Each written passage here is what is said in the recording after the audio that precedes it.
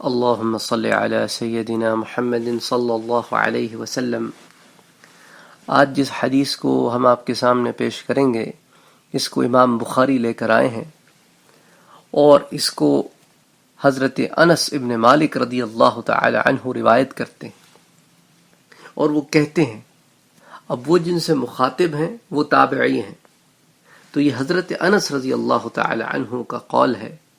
اور عہد نبوت کے زمانے کی طرف دلالت کرتا ہے۔ تو حضرت انس رضی اللہ تعالی عنہ تابعین کو مخاطب کر کے فرماتے ہیں، قال انکم لتعلمون اعمالا ہی ادق فی اعینکم من الشعر۔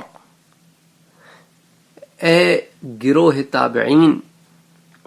تم لوگوں کے زمانے میں ایسے بہت سارے اعمال ہیں جو تم کرتے ہو،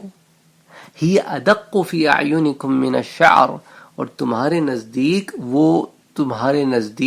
وہ بال سے بھی زیادہ باریک، یعنی بہت معمولی اور بہت خفیف اور بہت ہلکے ہوتے ہیں۔ یعنی ایسے اعمال جو بظاہر بہت چھوٹے ہوتے ہیں لیکن وہ ایکچولی کام غلط ہوتے ہیں، لیکن تم ان کو بڑا ہلکا محسوس کرتے ہو،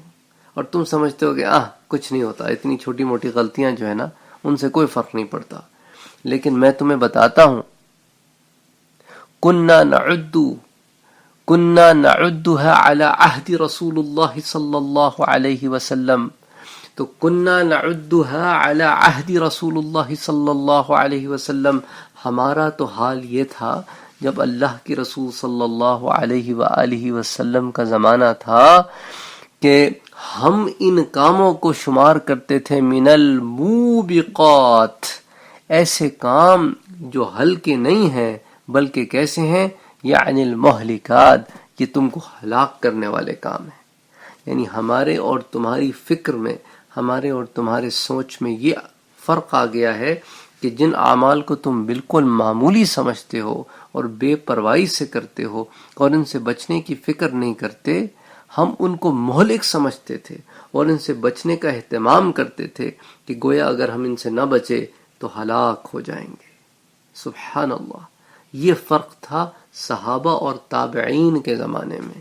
اور اب آپ سوچے کہ تابعین سے ہمارے زمانے میں، جبکہ 1300 سال سے بھی زیادہ کا وقت گزر چکا ہے، کتنا فرق آ گیا ہوگا۔